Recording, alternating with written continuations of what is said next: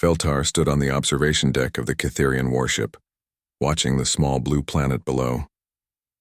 Earth looked so peaceful from up here. The swirling white clouds and green continents gave no hint of the strange creatures living on its surface. His crystalline skin caught the light from the ship's panels, creating small rainbows on the metal walls. Veltar had been a warrior for over 200 Earth years. He had fought in 12 major campaigns across the galaxy. He had seen worlds burn and civilizations fall, but he had never seen anything quite like humans. The first human ships had appeared in Cytherian space 3 months ago. They were crude things made of metal and primitive electronics. The Cytherians could have destroyed them with a single thought. But something about these creatures made the High Council curious. Humans were loud. They were emotional. They made decisions that seemed completely random. When Cytherian diplomats first met with human leaders, the meetings were chaos. Humans interrupted each other. They showed anger, joy, fear, and sadness all in the same conversation. They touched each other for no logical reason. Veltar's species had evolved beyond such primitive responses long ago. Cytherians made decisions based on logic and calculation. They felt no fear because fear clouded judgment. They felt no anger because anger led to mistakes. They had bred out these weaknesses over thousands of years. But then the Devourers came. The first reports arrived. During a routine patrol mission, an entire solar system had gone dark. When scout ships investigated, they found nothing but empty space where planets used to be. Not destroyed, consumed, eaten completely, leaving not even dust behind. The Devourers were unlike any enemy the Cytherians had faced. They were a hive mind of dark creatures that could absorb matter and energy. They grew stronger with every planet they consumed. They could turn captured technology against its creators. Worst of all, they learned and adapted faster than any organic species. The Cytherian fleet had engaged them twice. Both times the battles had been disasters. Cytherian weapons were absorbed and improved. Their shields were cracked by their own. Technology turned against them. Their careful battle plans fell apart when the enemy adapted within minutes. That was when the High Council made an unusual decision. They would ask the humans for help. Veltar thought it was madness. What could these primitive creatures do that the mighty Cytherian military could not? But orders were orders. He found himself assigned to observe human military tactics and fight alongside their soldiers. The human military base on Kepler 442b was a shocking sight. Where Cytherian facilities were clean and organized, the human base was a mess of activity. Soldiers ran everywhere carrying supplies. Mechanics worked on vehicles while shouting at each other. Officers held meetings where everyone talked at once. Veltar was introduced to Squad 7 of the Human Defense Corps. Their leader was Captain Kim Tae-ho, a man in his 40s with gray hair and scars on his hands. His second in command was Sergeant Park Ji-woo, younger but with serious eyes that seemed to see everything. Private Lee Dobbin was the squad's communications specialist. She was small but had a voice that could be heard across the entire base when she needed to give orders. Corporal Choi Min-soo handled heavy weapons. He was quiet most of the time but smiled often when talking with his squad mates. "So you're our alien observer," Captain Kim said when they met. He held out his hand. Veltar stared at it for several seconds before realizing the human wanted him to grasp it.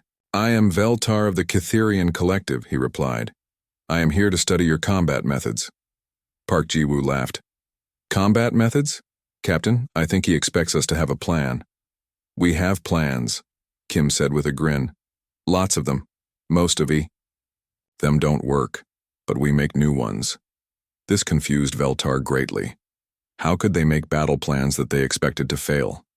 How could they be so casual about warfare? Among his people, every battle was carefully calculated. Every move was planned 3 steps ahead. Victory came through superior strategy and technology. The human squad showed him to his quarters. The room was small and plain, but they had tried to make it comfortable. Dobbin had left some human books about military history. Min-soo had brought extra blankets because he thought Veltar might get cold. These gestures made no logical sense, but seemed important to the humans. Over the following days, Veltar observed the squad's training. Their exercises were strange.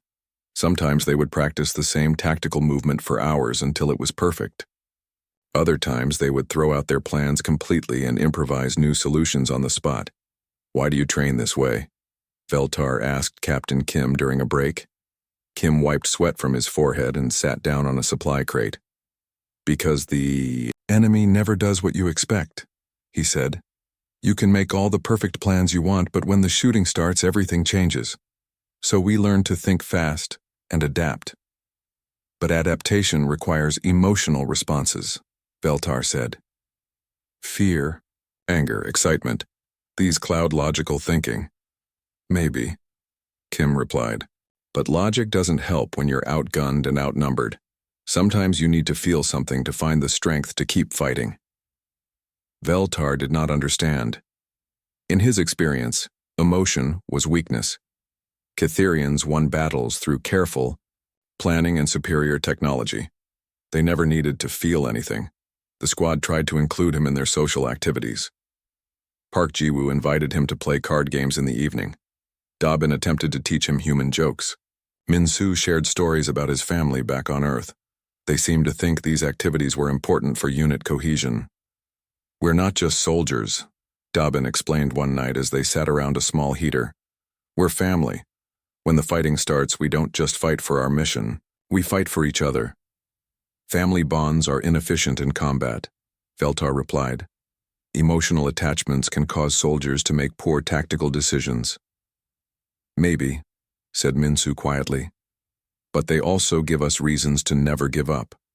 Veltar filed away these observations in his memory. Human military doctrine seemed to rely heavily on emotional bonds and instinctive responses. It was the opposite of everything he had been taught about warfare. Then the alert came. Devourer scouts had been detected at the edge of the system. A large fleet was approaching Kepler 442b. All military units were ordered to prepare for battle. Though, change in the human base was immediate and dramatic. The chaos of normal activities transformed into organized preparation.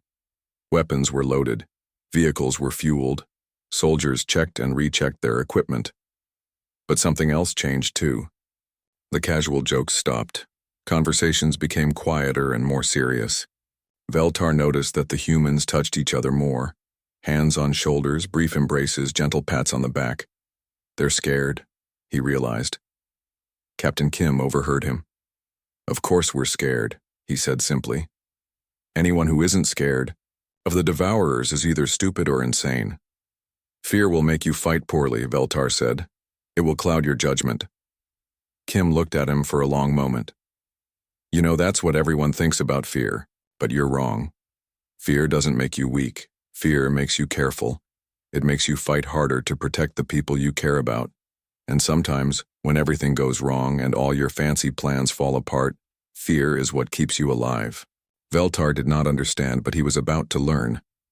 The Devourer fleet emerged from hyperspace like a dark cloud. Their ships were not built, they were grown. Black organic shapes that pulsed with stolen energy.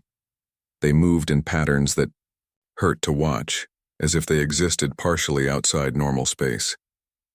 The first battle was about to begin, and Veltar would finally see what humans were truly capable of when they had something to protect. The weeks before the main Devourer fleet arrived were filled with preparation. Veltar spent every day with Squad 7, watching their routines and trying to understand their strange ways. Each morning began with what humans called physical training. The squad would run together around the base perimeter, their feet hitting the ground in rhythm. Veltar could have covered the same distance in half the time using his enhanced leg muscles, but the humans insisted he keep their pace. "It's not about speed," Park Ji-woo explained as they jogged. "It's about doing it together. When we're all tired and breathing hard, we know we can count on each other." After running, they would exercise their bodies in ways that seemed pointless to Veltar. Lifting heavy objects and putting them down again, pulling themselves up on metal bars, pushing their bodies against the ground repeatedly. Catherian warriors maintained their strength through genetic enhancement and medical treatments. This crude physical training seemed wasteful, But he noticed something interesting. While they exercised, the humans talked constantly. They encouraged each other when someone struggled. They made jokes to distract from pain. They celebrated small victories together. "Come on, Minsu," Dobbin would shout when the quiet corporal was doing push-ups. 10 more, you can do it." "My arms are going to fall off," Minsu would reply, but he would keep going anyway. "Better than your head falling off in battle." "Parky," Jiwoo would add, and everyone would laugh. These conversations served no logical purpose that Veltar could see, but the humans seemed to draw energy from them. They pushed their bodies harder when their squad mates were watching and encouraging them. The training exercises were equally confusing. Human military tactics focused heavily on small unit coordination. Unlike Catherian forces, which operated with precise individual roles, human squads seemed to function as single organisms. During one exercise, Veltar watched Squad 7 practice room clearing. Each member had a specific job, but they constantly adjusted their positions based on what the others were doing. When Minsu's weapon jammed during the drill, Dobbin immediately shifted to cover his sector while Park Jiwoo helped him fix the problem. Captain Kim changed the entire squad's movement pattern without giving any verbal orders. "How did you know to adjust your positions?" Veltar asked afterward. "Experience," Kim replied. "We've been fighting together for 3 years. We know how each other thinks. But what if one of you is replaced? Your entire tactical system would collapse." "Then we adapt," Dobbin said simply. "We've had new members before. It takes time to learn how they move and think, but eventually they become part of the team." This seemed incredibly inefficient to Veltar. Catherian military units could function with any combination of soldiers because everyone followed the same protocols exactly. Individual personality never affected tactical performance. The humans also spent considerable time on activities that had no apparent military value.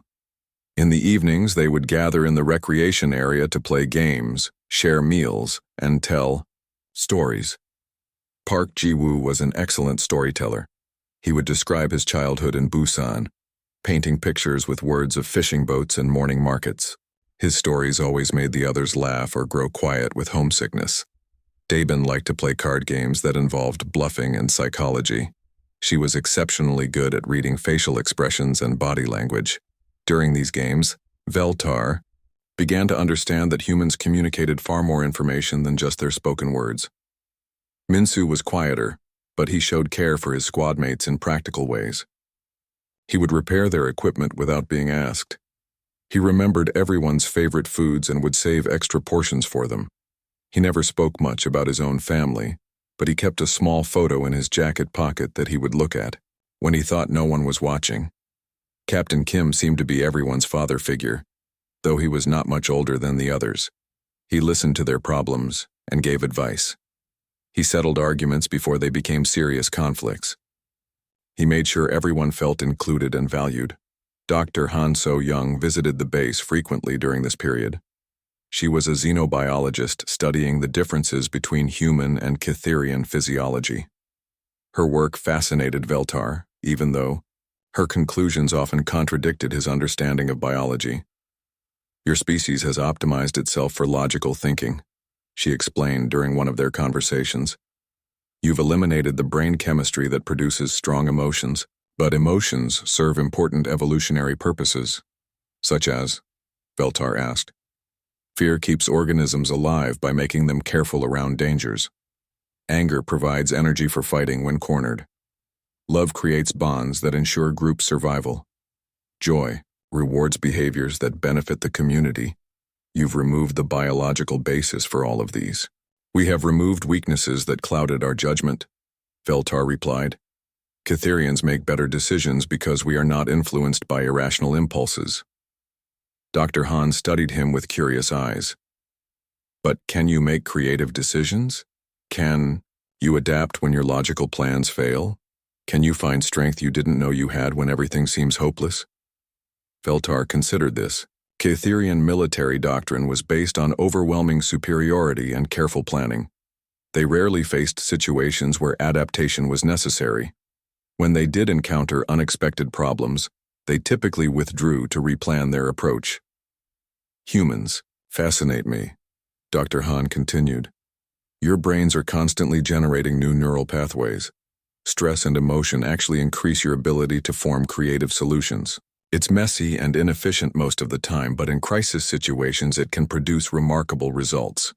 You speak of emotion as if it were beneficial, Veltar said. It is beneficial. Fear doesn't just warn you about danger. It gives you energy to run faster and think faster than normally possible. Love doesn't just create social bonds. It makes individuals willing to sacrifice themselves for group survival.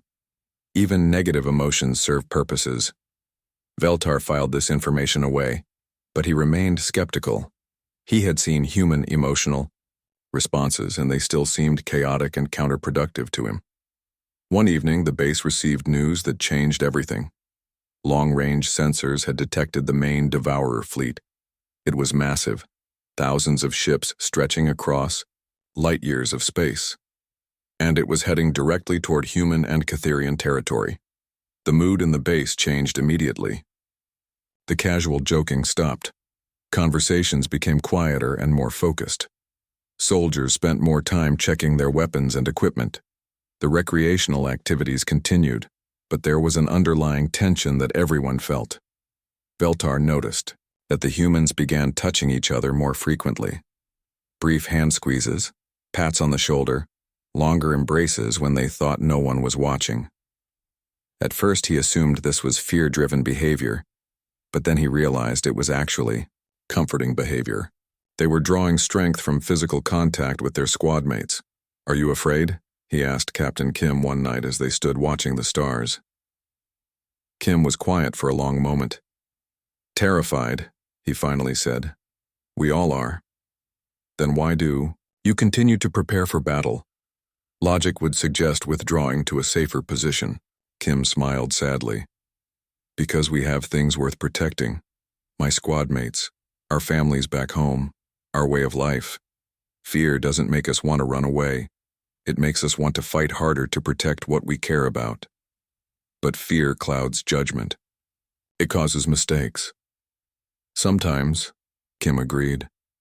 "But it also does something else. It makes you creative. When you're scared and desperate, your brain starts working in ways it never would during calm moments. You find solutions you never would have thought of otherwise." Veltar did not understand this concept, but he sensed it would become important soon. The Devourer advance scouts arrived in the system 2 days later. The real battle was about to begin, and Veltar would finally see whether human emotions were weakness or strength. The first battle began at dawn on a Tuesday. Veltar remembered this detail because humans seem to find meaning in such ordinary moments becoming extraordinary. The Devourer scouts had landed on the far side of Kepler 442b during the night. Satellite images showed 3 dark ships that looked like massive insects made of metal and flesh. Within hours of landing, they had begun consuming everything around them: rocks, plants, even the air itself. Squad 7 was part of a larger force sent to investigate, and if possible destroy the scout ships before they could report back to the main fleet. The plan was simple: approach under cover of darkness, plant explosives, and retreat before the Devourers could respond. Veltar rode in the transport with the human squad. His crystalline armor gleamed even in the dim interior light. His plasma rifle was charged and ready. By all logical measures, he was the most powerful fighter in the vehicle. But as they approached the landing zone, he noticed something strange about the humans. They were not calm like Catherian warriors would be. Their heart rates had increased. Their breathing was faster. Some of them were sweating despite the cool air. "First time seeing Devourers up close," Captain Kim said to him, quietly. "It's different from the training simulations." Through the transport's small windows, Veltar could see the enemy ships in the distance. They were larger than he had expected, and they pulsed with an organic rhythm that was disturbing to watch. The ground around them had turned black and lifeless. "They're bigger than I thought," Minsu said, his voice quieter than usual. "Size doesn't matter," Dobbin replied. But Veltar noticed her hands were gripping her rifle more tightly than necessary. "Everyone stay focused. Park Ji-woo said. We stick to the plan. Get in, plant the charges, get out. But Veltar could sense the fear radiating from all of them. Their emotional control was failing before the battle had even begun. This confirmed his belief that human psychological responses were a weakness in combat situations. The transport stopped 2 kilometers from the target zone.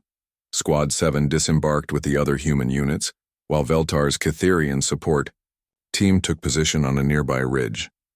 The plan called for the humans to approach on foot, while the Kitherians provided covering fire with their superior weapons. The advance began smoothly. The human squads moved in coordinated groups using natural cover and maintaining communication discipline. Veltar had to admit their tactical movement was competent, even if it was slower than Kitherian forces would have managed. But as they got closer to the Devourer ships, things began to go wrong. The first problem was the terrain. The area around the enemy ships was not just lifeless, it was actively hostile.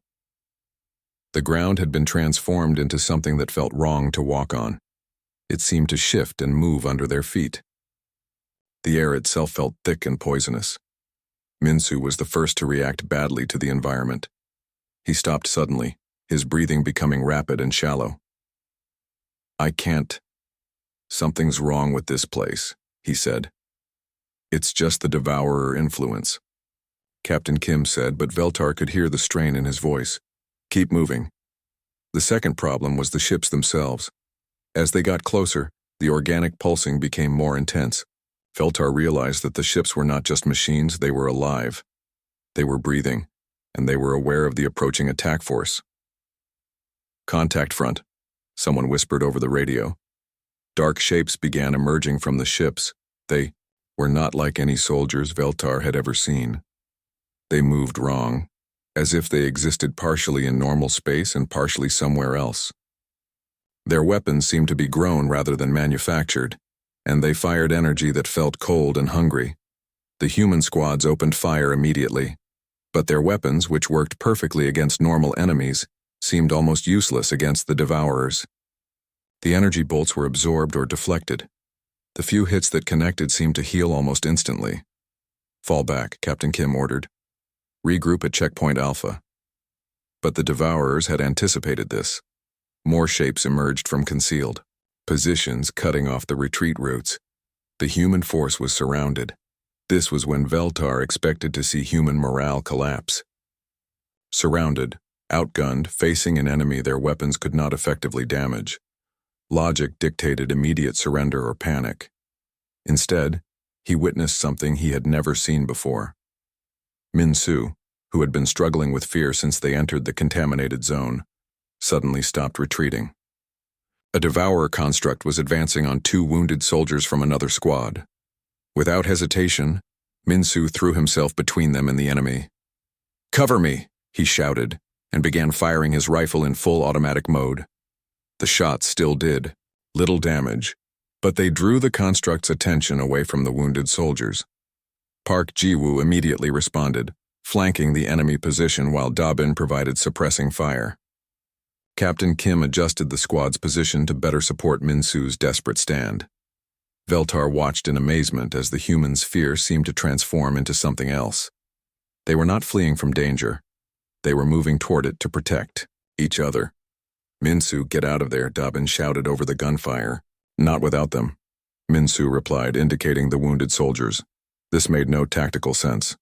The wounded soldiers were not part of Squad 7. Saving them provided no strategic advantage. But Minsu continued to hold his position while Park Ji-woo and another soldier dragged the wounded men to safety. The Kitherian support team finally opened fire from their ridge position.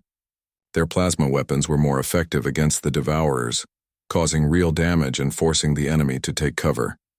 But even their superior technology was not enough to break the encirclement.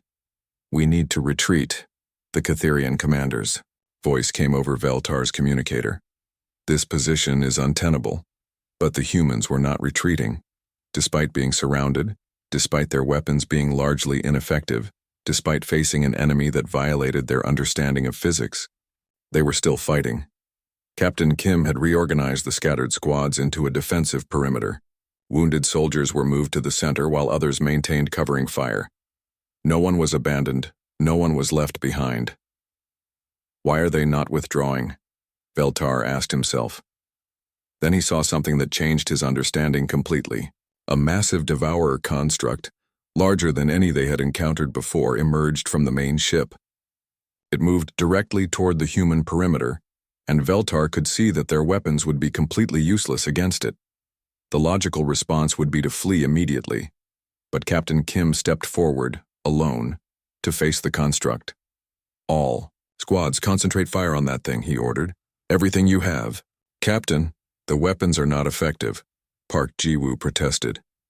Then we make them effective, Kim replied. What happened next defied everything Veltar understood about combat. The human soldiers began coordinating their fire in patterns he had never seen. Instead of trying to damage the construct directly, they targeted the ground around it, creating explosions that destabilized its movement. When that did not work, they began using their weapons to create barriers of debris and smoke. Dabin started calling out tactical observations faster than Veltar could follow. It's avoiding the burning chemical spills from the damaged equipment. The light seems to disorient it. It's having trouble tracking multiple targets. The humans began using their environment in ways that had never occurred to Veltar. They turned their apparent disadvantage into advantages through sheer creative desperation. But the construct was still advancing, and their improvised tactics could only delay it briefly. That was when Minsu did something that shocked everyone. He grabbed several explosive charges, more than enough to destroy the construct, but also more than enough to kill anyone carrying them. He began running directly toward the enemy. Minsu, no! Captain Kim shouted. But Minsu was not listening. His fear had transformed into something else entirely, a desperate need to protect his squadmates no matter the cost. Veltar watched as the quiet corporal charged toward certain death, and finally began to understand what Captain Kim had tried to tell him about human fear. It was not weakness, it was the source of impossible courage. The siege of Sanctuary Station began 3 weeks after the disaster at the Outer Rim. Veltar stood in the command center, watching tactical displays that showed thousands of Devourer ships approaching the most important human research facility. In this sector of the galaxy, Minsu had survived his desperate charge, though barely. Park Ji-woo had tackled him at the last second, and together they had thrown the explosives at the construct before diving behind a damaged transport. The explosion had destroyed the enemy, but both soldiers spent 2 weeks in the medical bay, recovering from their injuries. During those weeks, Veltar had replayed the battle in his mind countless times. He had expected the humans to break under pressure, but instead they had fought harder. Their fear had made them more protective of each other, not less effective as soldiers. Now they faced a much larger threat. The main Devourer fleet had arrived, and Sanctuary Station was their primary target. The research facility contained Dr. Han So-young's xenobiology labs, as well as crucial intelligence about Devourer weaknesses that both species had been gathering. Squad 7 had been assigned to the station's defense force. Minsu walked with a slight limp now, and Park Ji-woo's left arm was still in a support brace. But both had refused medical leave when the call came for volunteers to defend the station. "We're not leaving our squad mates," Minsu had said simply when the medical staff tried to keep him in the hospital. The station itself was impressive, a massive structure built into an asteroid, with multiple levels of laboratories, living quarters, and defensive positions. Human and Catherian forces had worked together to prepare its defenses, but everyone knew the odds were terrible. Intelligence estimates show approximately 3,000 enemy ships. Captain Kim briefed the assembled defenders. "Our fleet can handle maybe 500 before they're overwhelmed. The rest will reach the station." Veltar stood with his Catherian unit near the back of the briefing room. His fellow warriors listened with their usual calm attention, calculating odds and tactical probabilities. The humans in the room showed much more visible emotion, tension in their faces, worry in their voices when they asked questions. "What about evacuation?" someone asked. "No evacuation," Kim replied firmly. "If we lose the research data here, both our species lose our best chance of finding a way to stop the Devourers permanently. We hold this station no matter what." Dr. Baugh, Han So-young stepped forward to address the group. My research has identified several potential weaknesses in devourer biology, but I need more time to develop effective weapons. You need to buy me that time. How much time? Dobbin asked. At least 72 hours. Maybe more. A murmur went through the human soldiers. 72 hours against impossible odds. Veltar calculated that the station's defenses might last 12 hours at most against the approaching fleet, but the humans did not seem to be considering surrender. Instead, they began planning how to make their impossible task possible. The first wave hit the station 18 hours later. Veltar was positioned in Section C with Squad 7, manning defensive barriers near one of the main docking bays. Through the reinforced windows, they could see the devourer ships approaching like a dark cloud. The station's defensive weapons opened fire first. Plasma cannons and missile batteries created a wall of destruction around the facility. For a few minutes, it seemed like the defenses might actually hold. Then the devourers began adapting. The first few ships to be destroyed were quickly consumed by others, which analyzed the weapon signatures and developed countermeasures. Within an hour, the station's most powerful guns were useless. The enemy ship simply absorbed the energy and redirected it back at the defenders. Outer defense grid is down, came the announcement over the communication system. All units prepare for boarding actions. Veltar checked his weapons one final time. His plasma rifle was fully charged and his crystalline armor would provide excellent protection. By all logical measures, he was ready for combat. But he noticed that the humans were preparing differently. They were checking not just their own equipment, but each other's as well. Dobbin helped Park Ji-woo adjust his arm brace so it would not interfere with his shooting. Min-soo redistributed ammunition to ensure everyone had equal supplies. Captain Kim moved through the group, offering quiet words of encouragement. Stay together, Kim told them. Watch each other's backs. We've been through worse. Veltar doubted this last statement was true, but the others seemed to draw comfort from it. The first devourer boarding pods struck the station like meteors. Veltar felt the entire structure shake as dozens of impact points sent tremors through the metal and rock. Emergency lighting activated as main power fluctuated. Contact in Section A, came a voice over the radio. Heavy resistance needed. Contact in Section D. We're being overwhelmed. Medical team to Section F. Multiple casualties. The reports came faster than anyone could respond to them. The devourers were not just attacking, they were consuming the station itself. Walls began dissolving as the enemy creatures absorbed, metal and rock growing larger and more powerful. In Section C, Squad 7 waited tensely for their turn. Through the corridor windows, they could see emergency lights flashing throughout the station. Smoke was beginning to fill the air recycling systems. Then their door exploded inward. The creatures that poured through were nightmares made flesh. They moved like liquid shadow, changing shape as they advanced. Their weapons were extensions of their own bodies, firing energy that seemed to drain life itself. Squad 7 opened fire immediately. But just like in the previous battle, their weapons had limited effect. The creatures absorbed most of the energy bolts and healed from the few that caused damage. Fall back to secondary positions, Captain Kim ordered. But as they retreated, Veltar noticed something strange. The humans were not just running away. They were retreating in an organized pattern that drew the creatures into carefully prepared positions. When the devourers followed them deeper into the section, they found themselves in a corridor lined with improvised explosive devices. Dabin triggered the charges remotely, bringing down huge sections of ceiling onto the advancing enemies. This actually worked. The creatures could absorb energy weapons, but they seemed vulnerable to physical crushing damage. Did you see that? Park Ji-woo said excitedly. They can't heal from structural damage as easily. Within minutes, the information was being shared across the station's communication network. Human defenders began improvising new tactics based on this discovery. Instead of relying on energy weapons, they started using the station's environment against the invaders. Maintenance crews rerouted power systems to create electrical traps. Engineering teams destabilized air recycling systems to create poisonous atmosphere in sealed sections.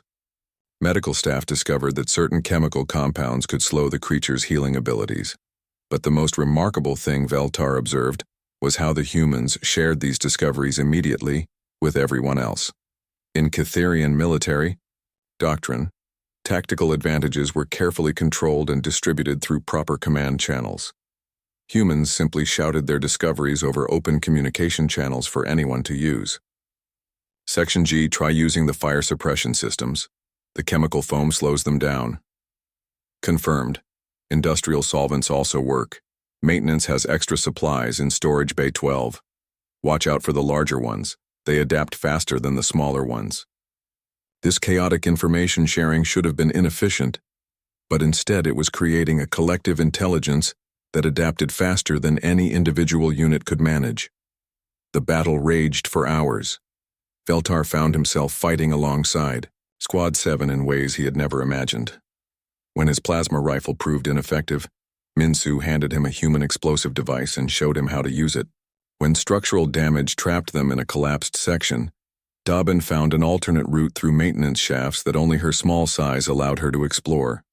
Most importantly, when Veltar was cornered by a massive devourer construct, Captain Kim and Park Ji-woo immediately abandoned their own defensive positions to help him. They had no logical reason to risk their lives for a Catherian observer, but they did it without hesitation. "No one gets left behind," Kim said simply as they helped Veltar escape the collapsing section. After 12 hours of continuous fighting, the station was still holding. Sections had been lost and retaken multiple times. Casualties were mounting, on both sides. But the human defenders had not broken. Then came the announcement that changed everything. "All units, this is Dr. Han. I need volunteers for an extremely dangerous mission. We've found a way to poison the Devourer hive mind, but someone needs to get close enough to their command ship to deploy it." It was a suicide mission. Everyone knew it. The command ship was surrounded by hundreds of smaller vessels, and it was continuously adapting to every weapon the defenders used. Veltar expected a long discussion about who should be selected for such a dangerous task. Instead, nearly every human in the station volunteered immediately. Captain Kim Tae-ho was dying, and Veltar did not know what to do about it. The mission to the Devourer command ship had been a disaster. Of the 12 volunteers who had attempted to breach the enemy vessel, only 3 had survived: Veltar, Park Ji-woo, and Captain Kim. They had managed to plant Dr. Han's biological weapon in the ship's core, but the explosion that followed had sent debris through Kim's chest.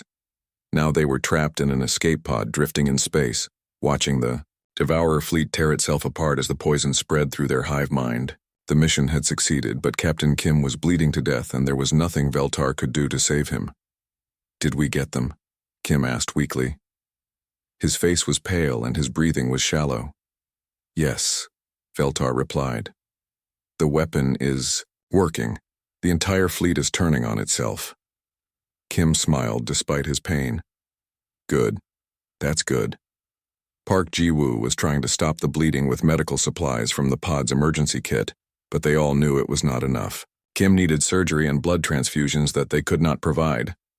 "Don't look so worried, Ji-woo," Kim said.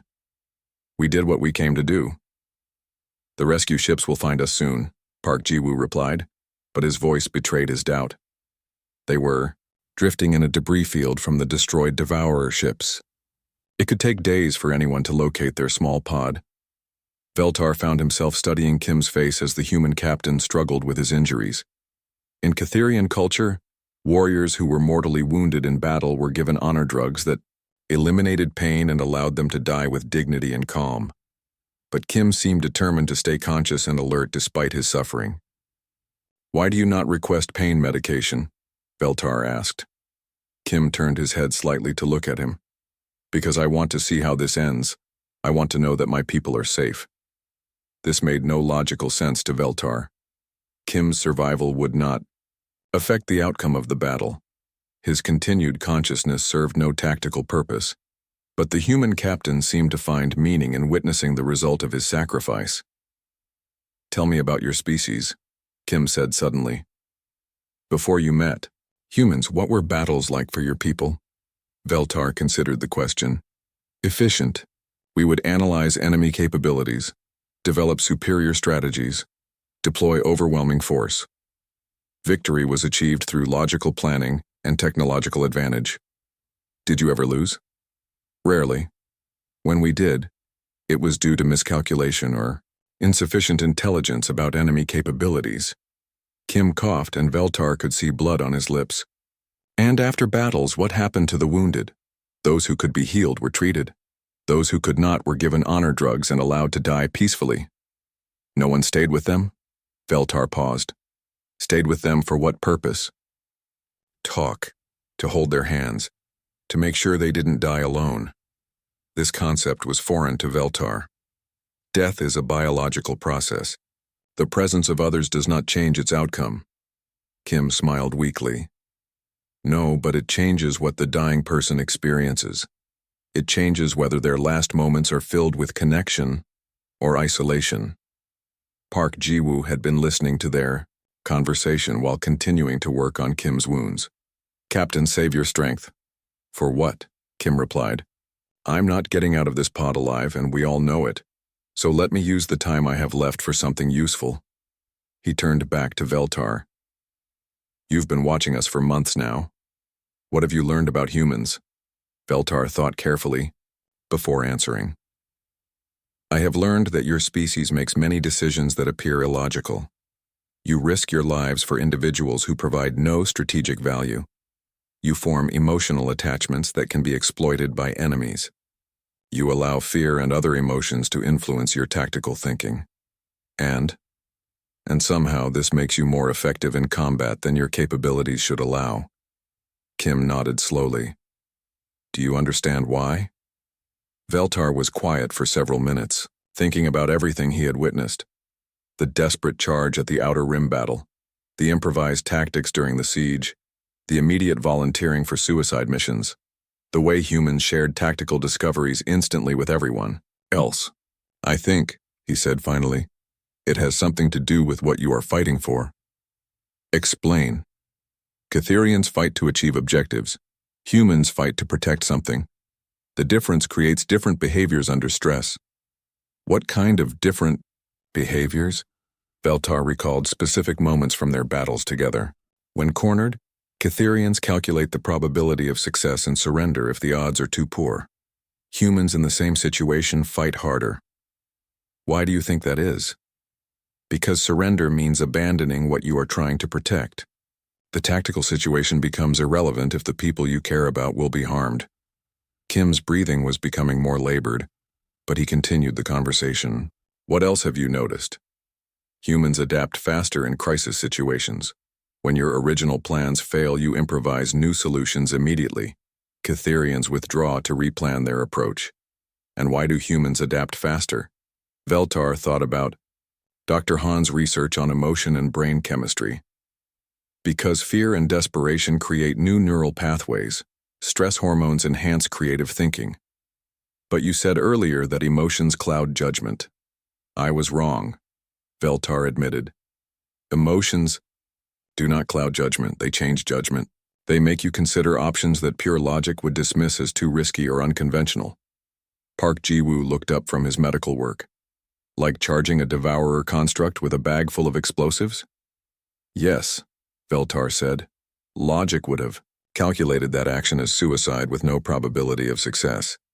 But fear for your squad mates made it seem like the only acceptable choice. Kim nodded with effort. Fear doesn't make you weak, Veltar. Fear makes you willing to do impossible things when something you love is threatened. Through the pod's small window, they could see the last of the devourer ships destroying each other as the biological weapons spread through their collective consciousness.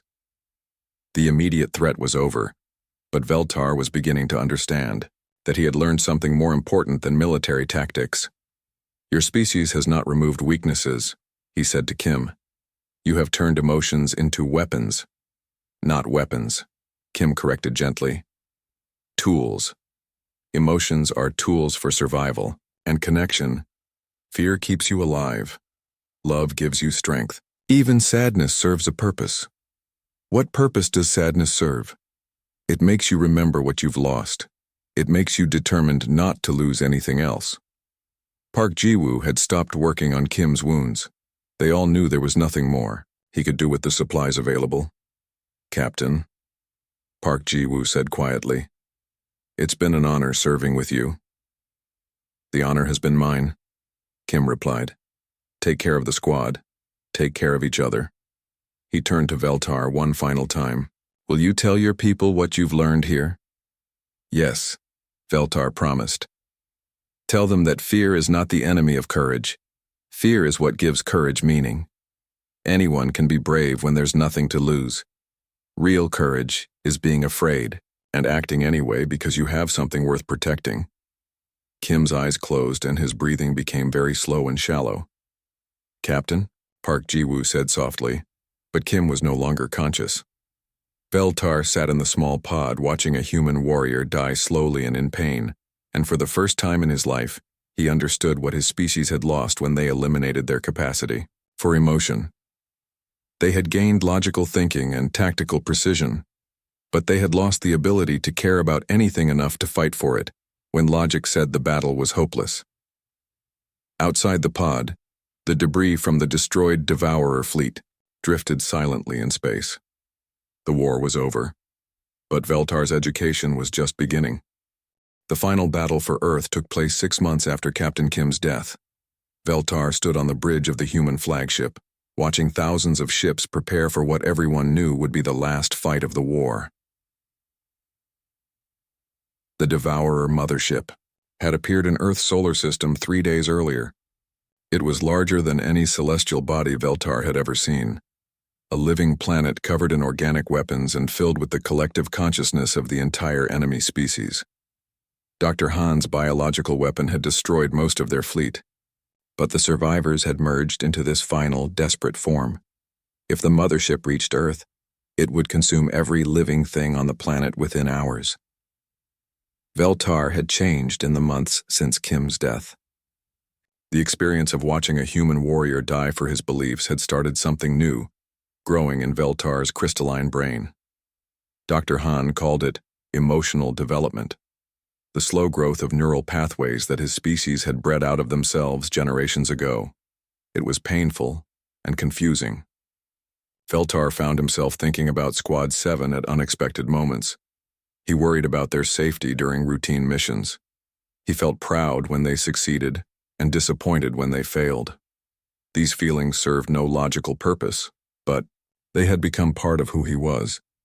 Park Ji-woo had taken command of Squad 7 after Kim's death. The promotion had been difficult for him. He was younger than Kim had been and felt the weight of responsibility heavily. But Dabin and Min-soo supported him completely, and together they had recruited 2 new members to replace their losses. "You don't have to do this," Park Ji-woo told Veltar as they prepared for the final assault on the mothership. "You've already done more than anyone could have expected." Veltar was adjusting his equipment in the transport bay, preparing to join the boarding party that would attempt to destroy the mothership from within. It was the same type of suicide mission that had killed Captain Kim, but it was the only strategy that had any chance of success. "Yes, I do have to do this," Veltar replied. "I understand that now." Dabin looked up from checking her communications equipment. "Understand what?" "Why humans fight impossible battles. It is not about the probability of success. It is about having something worth protecting." Min-soo smiled. He had become much more talkative since Kim's death, as if he felt responsible for filling the silence their captain had left behind. "And what are you protecting?" Veltar considered the question seriously. 6 months ago he would have said he was protecting the strategic alliance between humans and Catherians, but that was not the real answer anymore. "I am protecting my friends," he said simply. This declaration seemed to surprise the humans. They had grown accustomed to Veltar's logical, analytical responses to everything. Hearing him use the word friends was unexpected. "When did we become friends?" Dabin asked with a curious smile. "I think it happened gradually," Veltar replied. "I did not notice it at first because my species does not form emotional attachments easily. But somewhere between the Outer Rim battle and Captain Kim's death, you stopped being subjects for observation and became people I cared about." Park Ji-woo nodded slowly. Captain Kim would have been proud to hear you say that. He already knew, Veltar said. In the escape pod before he died, he told me that emotions are tools for survival and connection. I think he saw what was happening to me before I understood it myself. The transport shuddered as it detached from the flagship and began its approach to the mothership. Through the windows, they could see the massive organic structure that filled most of their view. It pulsed with a rhythm that hurt to look at, as if it existed partially outside normal space-time. First wave is engaging the outer defenses, came the pilot's voice over the intercom. Hold on, everyone, it's going to get rough. The plan was complex but desperate. Multiple boarding parties would attempt to penetrate the mothership's hull at different points, while the main fleet kept its defensive weapons busy. Each party carried a portion of Dr. Han's improved biological weapon. They needed to plant all the pieces in the creature's central nervous system simultaneously to have any hope of success. But everyone knew the odds were terrible. The mothership had been learning and adapting for months. Its defenses would be unlike anything they had faced before. Contact in 30 seconds, the pilot announced. Veltar felt something he had never experienced before. A tight feeling in his chest, rapid breathing, increased heart rate. For a moment he thought he was having a medical emergency. Then he realized what it was. He was afraid. Not the calculated concern for mission success that Catherians experienced in dangerous situations. This was raw emotional terror at the thought of his friends being hurt or killed. Are you okay? Dobbin asked, noticing his distress. I think I am experiencing fear for the first time, Veltar said. Minsu laughed, but not in a mocking way. Welcome to being human. The trick is not to let it paralyze you. How do you function with these feelings? You use them, Park Ji-woo said. The fear means you understand what's at stake. It makes you more careful, more creative, more determined to succeed. The transport struck the mothership's hull with tremendous force. Emergency lights activated as the artificial gravity fluctuated. Through the hull breach, they could see the interior of the creature, passages that pulsed like arteries, walls that seemed to breathe, and organic growths that reached toward them with hungry intent. Go, go, go, Park Ji-woo shouted. Squad 7 poured through the breach into the mothership's interior, with Veltar close behind them. The environment inside was even worse than the outer ships had been. The air felt thick and poisonous. The surfaces underfoot shifted and moved like living tissue. Worst of all, the creature seemed aware of their presence immediately. Defensive organisms emerged from the walls, things that looked like a nightmare combination of machines and insects. They moved faster than anything the boarding party had faced before, and their weapons seemed designed specifically to counter human and Catherian technology. Weapons are not penetrating, Minsu reported, as his rifle fire was absorbed by the approaching creatures. Then we improvise, Park Ji-woo replied. Look for environmental weaknesses. This was where months of fighting together paid off. Squad 7 had learned to function as a single organism, adapting instantly to changing conditions. When their weapons proved ineffective, they immediately began looking for alternate solutions. Dabin noticed that the organic passages were filled with a network of nerve fibers that seemed to carry information throughout the creature. If we can disrupt those neural pathways, it might slow down the defensive responses, she suggested. Veltar found himself thinking faster and more creatively than he ever had before. The fear that filled his mind was not clouding his judgment. It was enhancing it, just as Dr. Han had predicted. The weapon components we carry are biochemically active. If we can inject them directly into the neural network, we can poison the creature's nervous system from multiple points simultaneously, Park Ji-woo finished. Even if the other boarding parties fail, we might be able to complete the mission ourselves. It was an insane plan. They would have to split up and inject their weapon components into different parts of the neural network, while under constant attack from the creature's defenses. The probability of all of them surviving was essentially zero. But Veltar found himself volunteering immediately. I will take the forward section. My crystalline armor provides better protection than human equipment. No, Dobbin said firmly. We stay together. That's what Captain Kim would have done. Captain Kim is dead because he tried to protect everyone, Veltar pointed out. And we're alive because he did, Minsu replied. We don't abandon our friends. That's not who we are. Veltar looked at their faces and saw the same expression Captain Kim had worn during their final conversation in the escape pod. They were afraid. He could see it in their eyes, hear it in their voices. But they were more afraid of abandoning each other than they were of dying. Then we do this together, Veltar said. What followed was the most terrifying and exhilarating experience of Veltar's existence. Squad 7 moved through the mothership's organic corridors like a living weapon, adapting to every challenge the creature threw at them. When defensive organisms blocked their path, they found alternate routes. When neural pathways were too heavily guarded, they created diversions. Most importantly, they protected each other. When Veltar was overwhelmed by a swarm of small defenders, Minsu and Dabin immediately came to his aid. When Park Ji-woo was injured by organic acids, Veltar carried him until he could walk again. They reached the central nervous system after what felt like hours of continuous fighting. The chamber was enormous, a cathedral-sized space filled with pulsing neural tissue and organic computing systems. It was beautiful and horrifying at the same time. There, Dabin pointed to connection, points where major neural pathways converged. If we can inject the weapon into those nodes, it should spread throughout the entire nervous system. They were almost out of time. The creature had realized what they were trying to do and was concentrating its defenses around the central chamber. More defensive organisms were pouring in through every entrance. Cover me, Veltar said, moving toward the nearest injection point.